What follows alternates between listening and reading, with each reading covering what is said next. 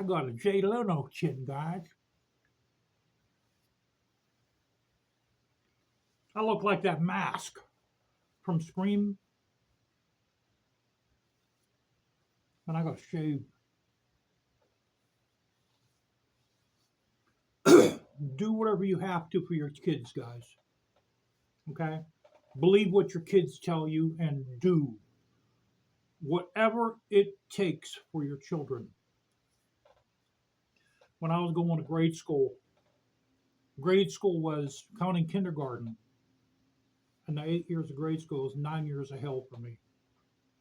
It started because I went to a public city school, an urban school. By the way, I got the brushes for my Dremel. If I don't lose them, I got to put them in. Kindergarten, the very first day I went to kindergarten, there was a big fight. I would get beat up in the hallways. I'd get beat up in the bathroom. I was afraid to go to the bathroom because I'd get beat up in the bathroom, so I peed my pants a lot. Or I just held it in, but I mostly peed my pants when I was in kindergarten.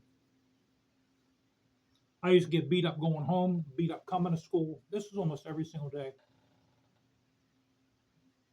Then once I would start going into the higher grades, the beatings would get worse because the kids would be getting older. So naturally, the force of the blows they would do to me and the things they would do to me were more evil and worse.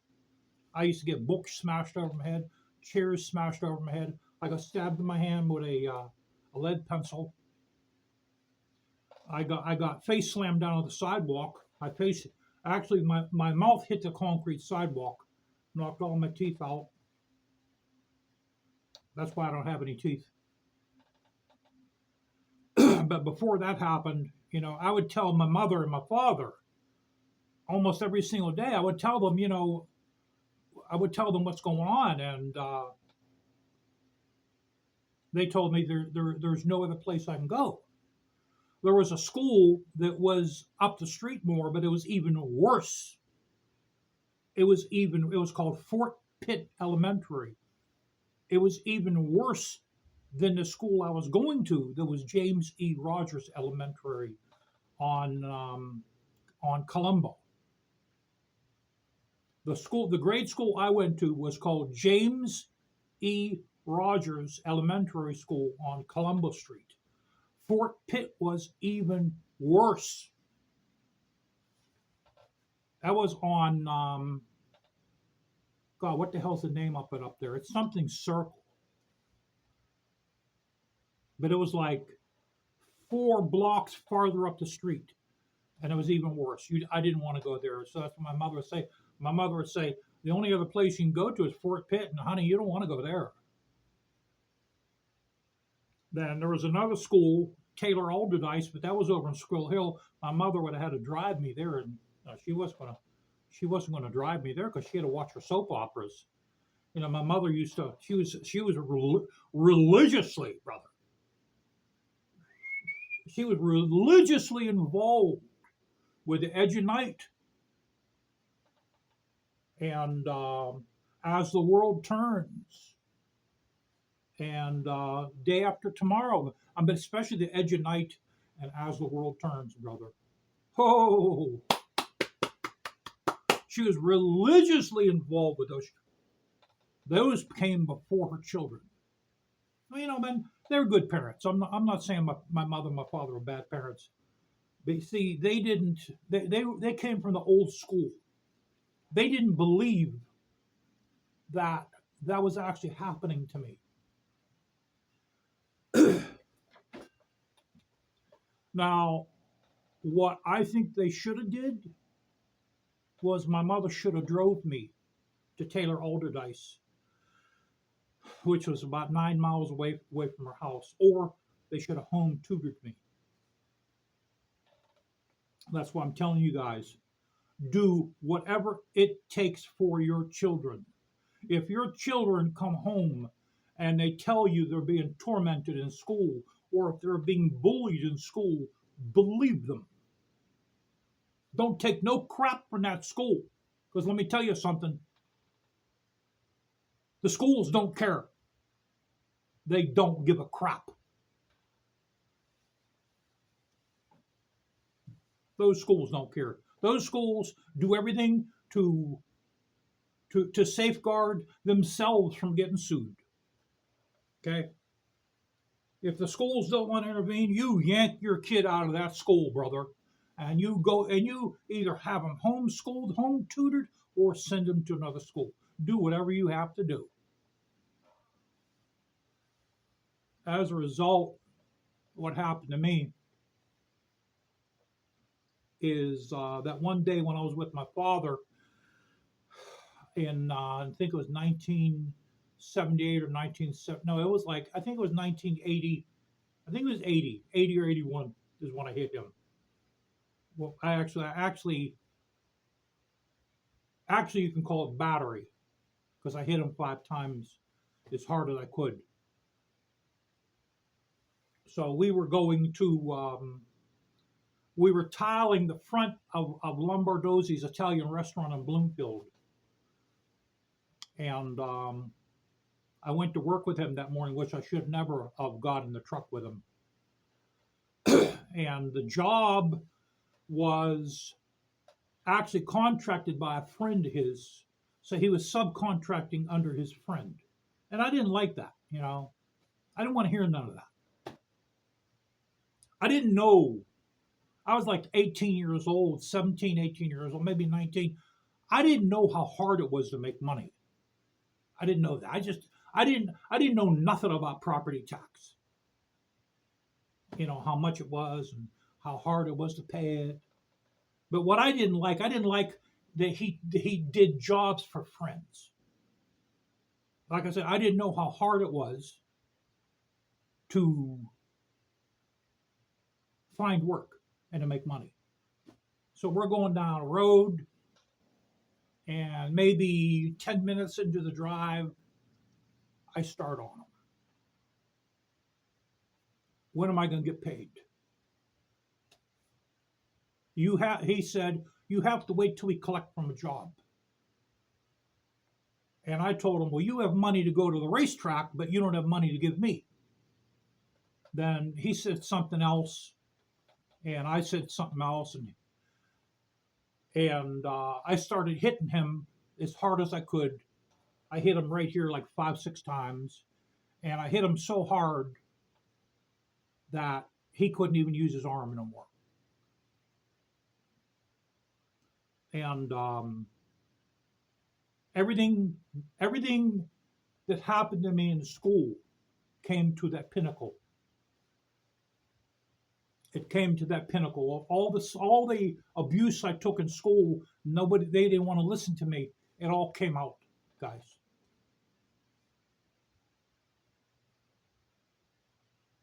And I can remember it. I can remember it like it happened yesterday. You know, and I wish I'd never touched him. I wish I would have never hit him. And after that, my father never trusted me again. What I actually did that day is I lost myself as a son to him. That's what I did. You know, when my spirit goes up to heaven, and God asks me, "What did you learn from that?" What I learned from that is it hurt me. I hurt myself more than I hurt him because I lost myself as a son. I felt it just go away like that. As soon as I hit him, I felt it go away.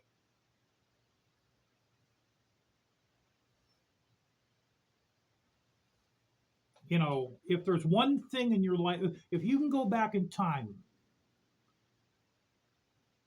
but there's a clause, if you can only correct one thing in your life, what would it be? That's what it would be. I would make myself not go to work with him that day.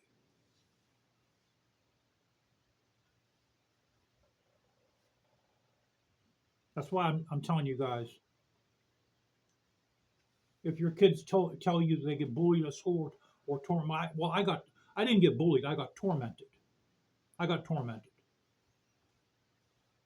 I was picked on.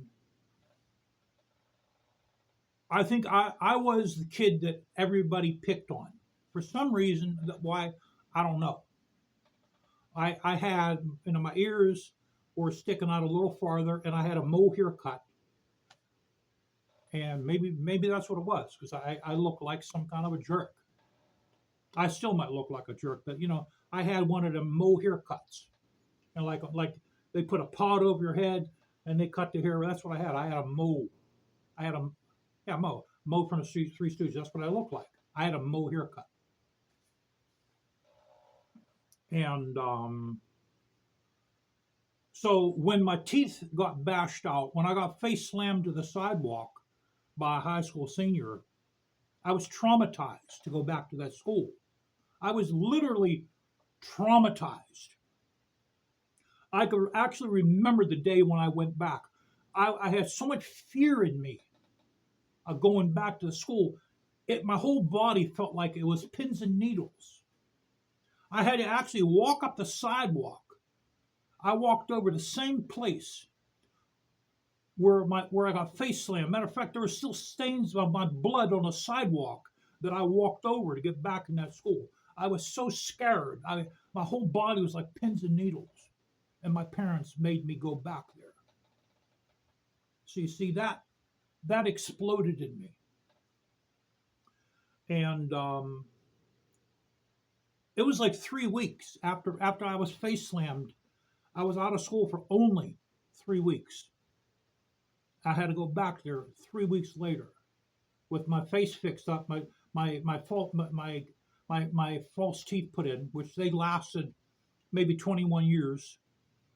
They lasted about 21 years and they fell out because the dentist glued them in, some kind of a glue, and they lasted a little while, and then they were temporary. He told me they would last about 20 years. They lasted about 21 years. You don't send your children back to a damn school where something like that happens to them. It's like these kids go through they experience these school shootings. What do you think, the parents are gonna send them back to one of those schools? They can't do that. They're not gonna do that. Why my parents did that, guys, I don't know. I don't know. I don't know. So you see, I'm actually still like that to today. I'm actually scared to death of people. I, I am socially disconnected from people. I don't like being around a lot of people. To this day, I'm like that. That's why I want to move out to the woods where there's nobody. And I'm not going to be able to rest until I do that. That's what I have worked for. That's what I'm fixing this house up for. I've been working to that goal my entire life. For me, living in the middle of nowhere is heaven. To me, that's pure heaven. Because people have treated me absolutely rotten since I was a little kid.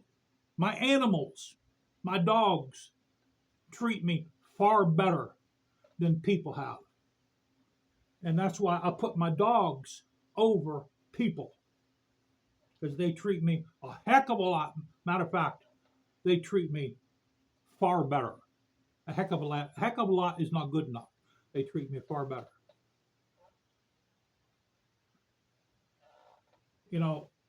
I'm pretty good, guys, at knowing what hate is. Okay? And I know hate out there when I see it. And what I'm seeing right now is a lot of damn hate in people. And you take Trump, for instance. He's a pretty smart man. I have to hand that to him. What he's doing is he's tapping on the hate in people in America. He's tapping into it. That's what he's doing. He's tapping into their hate. And there's quite a bit of it.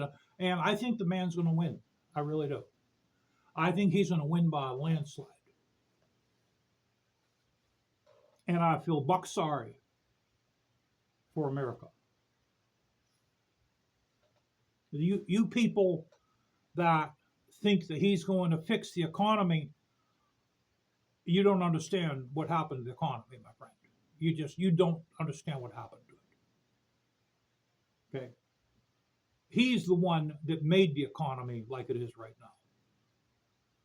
He's the one that's caused many businesses to go out of business. The pandemic started when that boy was in office. Okay? You need to remember what happened back between 2016 and 2020. That's when the pandemic started. That's when that boy was in office. Okay? And China even said America started the COVID-19. Okay? That's when that man was in office. There's a big hospital over here went bankrupt recently because the amount of the numbers of people that have their insurance dropped by 20%. So they went bankrupt. And there was a lot of other hospitals that went bankrupt too. And like I told you guys, that was just the beginning. That last pandemic, that was a primer. That's called a primer. That's what that was. That was just a primer. If he wins, he's going to unleash the real pandemic. And I want all y'all out there, every single one of you that voted for Donald Duck Trump, I want you to come back to this channel when that happens. And I'm going to tell you that you just bucked your future down a toilet. He ain't going to do nothing for you guys. Okay? Ain't nothing going to change, brother. I told you before, man. You need to get used to it, man, the way it is, brother. Can you dig it, man? You need to get used to it. Ain't nothing going to get no better for y'all. Y'all's life is going to stay like this for a long Buckle Banyan time. Ain't going to get no better. I'll tell you what you can do. If you want your life to get better, what you can do is you can pack up your bags and maybe move to Yellowknife, Canada, or you can move way up into the outback of Alaska, where you don't even need to buy land. All you got to do is occupy the land up there. You can build yourself a cabin if you like polar bears and grizzly bears, and you won't have no electricity for the internet, but you'll be able to live free up there. You won't have no taxes, and you won't have many bills, provided you can survive up there. You can do that. That might be better than living under Donald Trump.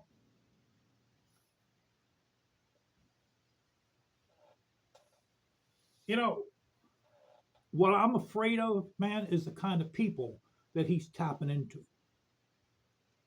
Okay? America is gone. It's gone, Jack. It is gone. Even if that man loses, those people are going to still be out there. That scum, those rotten, evil, no good for nothing, rotten people are going to still exist out there. And sooner or later, they're going to vote someone like Donald Duck Trump in there.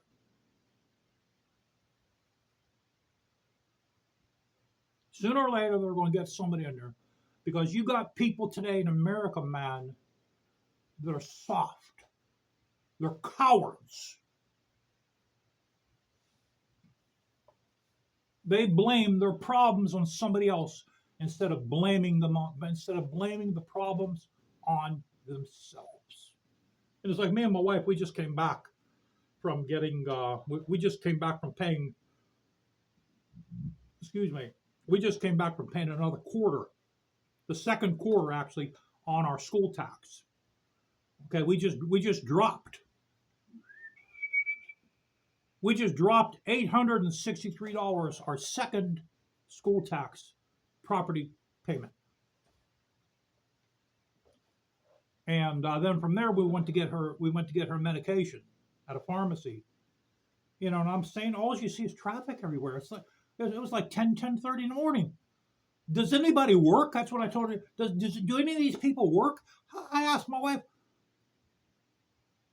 how are they paying their bills?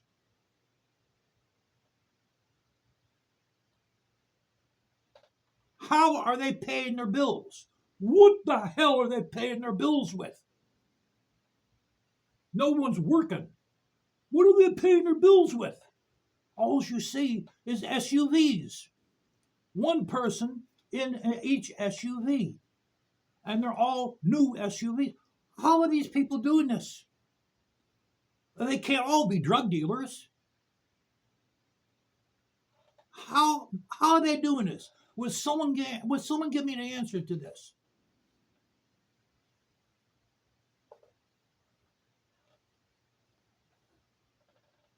I don't have the answer to it. I do not have the answer to it. I have a full-time job.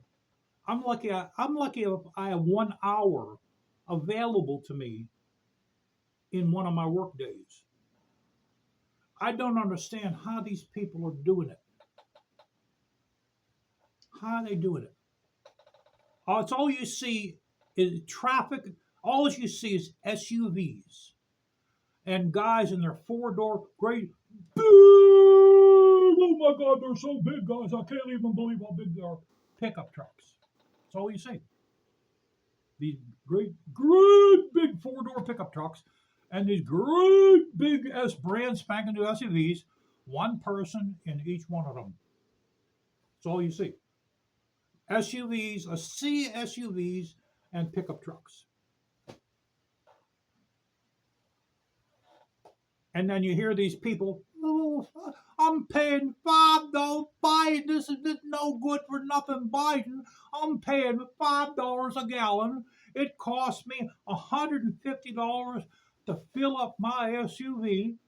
Well, maybe if you stay home a little bit, instead of going out starting at 9 o'clock in the morning and you come home 6 p.m. at night, why don't you try staying home with your family a little bit? And that way you'll save. You're not going to burn a tank of gas up every couple of days. So you know what, guys? Listen now. They're full of crap.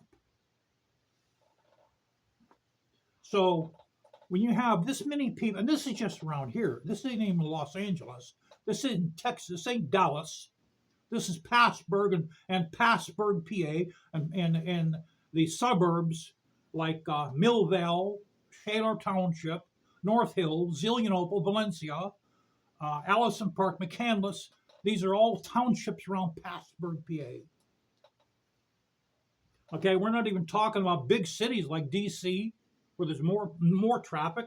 Atlanta, Georgia, Dallas, Boston, Cincinnati, Des Moines, Iowa, St. Louis, Los Angeles, San Francisco. You have all these people that are constantly on a road. It's called demand for gasoline. So naturally, the price is going to skyrocket because there's more of a demand for the gasoline product. And now you get the truck drivers, their gasoline, their diesel also went up too. Because that diesel is made in the same fractioning tower that the gasoline is made in. You see, what they do when gasoline is made from oil, what they do with the oil is the oil's boiled, okay? And the fumes from the gases from the oil go through several pipes and it condenses it. The particulates from the gas drip down into a tower. You get, I believe there's tar comes from that. There's kerosene. Then next up is diesel. Then next up is gasoline. Then they refine the gasoline to get higher grades of gas. So the diesel comes from that same drum of oil that went up in price from demand. So naturally, the price of diesel also goes up.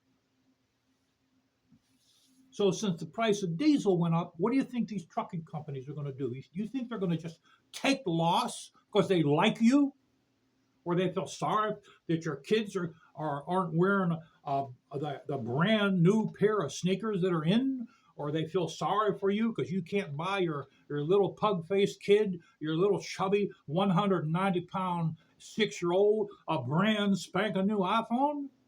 No, what they're going to do is they're going to raise the price of shipping. So that way, everything else that you buy also is going to go up.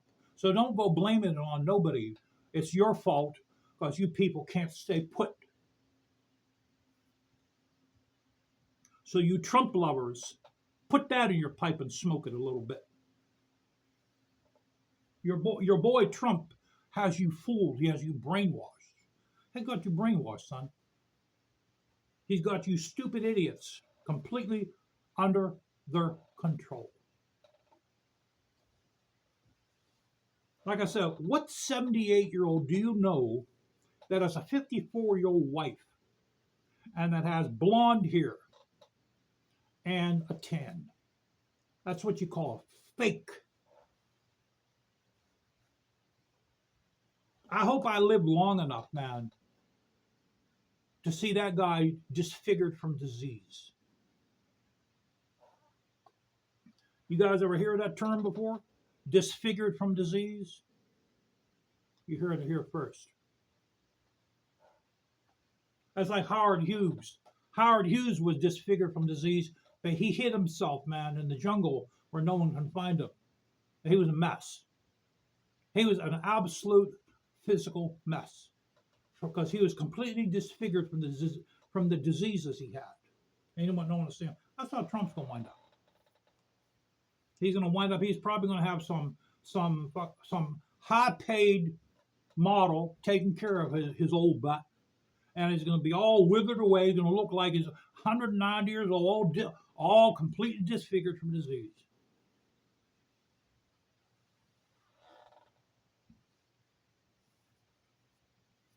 You know, that's what I'm afraid. I'm not afraid of what Trump's going to do. I'm afraid of the people that are brainwashed by this guy. That's what I'm afraid, because there's a lot of them around here, and they have absolutely no respect for human life whatsoever. They have this ideal that it's all about them. They're completely self-entitled, and 99.9 of them are Caucasian. They're white people. And they have this mindset. They're self-entitled. They believe they're the only one in the world. They're the only one on the road. They're the only one in the grocery store. And it's all about them and nobody else. They're the only one with problems. They're the only ones with a family to feed. They're the only one on the road. They're the only one with troubles.